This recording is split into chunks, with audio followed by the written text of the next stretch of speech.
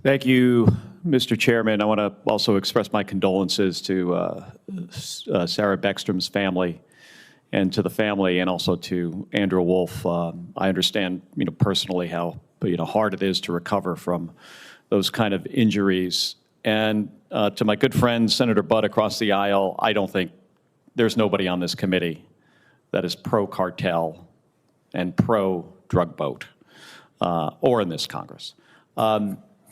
General Guillot, Americans deserve to feel safe in their communities. As the son of two cops, I understand the sacrifice and the hard work it takes to do that job.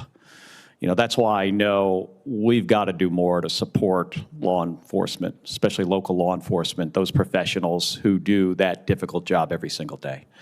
I also recognize that not every challenge faced in our cities should default to a military response. On September 30th, President Trump addressed military leadership, both senior officers, admirals and generals, and senior enlisted at Quantico about the deployments of National Guard to U.S. cities. And at that address, he said, and I quote, "I told Pete we should use some of these dangerous cities as training grounds for our military National Guard," unquote. So General Guillot, is there an established DOD policy that authorizes using civilian communities as training grounds and American citizens as training tools? No, Senator, there is not.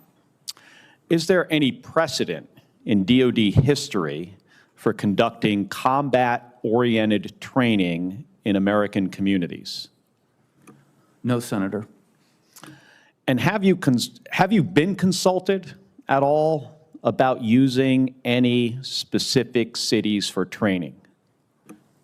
Senator, I have not been consulted nor directed to use any American cities for training.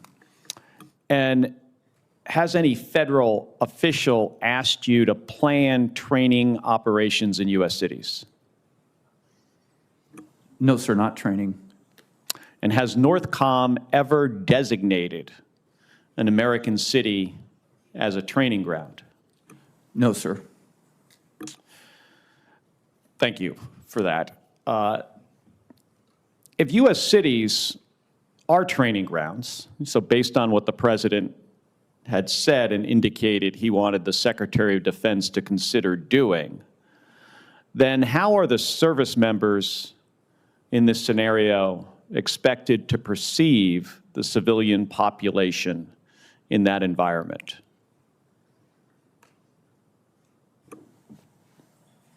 Senator, I can tell you that for the areas that are under Title X control, we provide very clear training and reinforce that with daily meetings on what our purpose is there, and that is to protect federal buildings.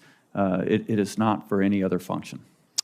But if you carried out the President's objective of using a city for training, does this imply that civilians could be used as potential adversaries?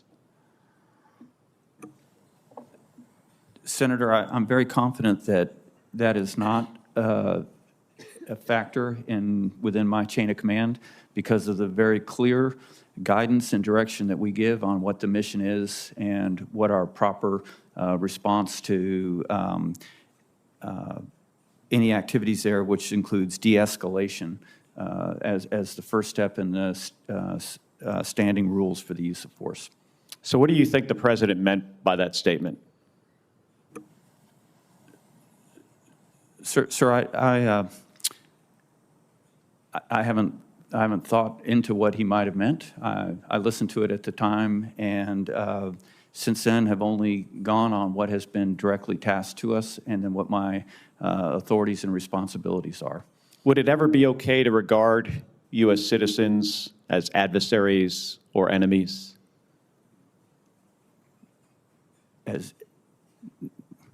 Well, sir, that's a hypothetical.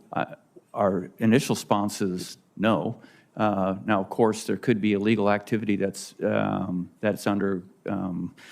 underway, And we may have the authority, vested in us to respond in accordance with the authorities that we have. But again, these are like double and triple hypotheticals. I don't mean it as a hypothetical. And even if there was illegal activity, could be viewed that that person is a criminal. I'm asking specifically, is it okay to regard U.S. citizens as enemies? No, sir. Well, thank you. We defend the United States and U.S. citizens. We do not view them as enemies. I agree with you. My concern is, that labeling a city as a training ground inherently puts civilians in a position of being an adversary or an enemy. So I appreciate your response. Thank you, General. Thank you, Senator.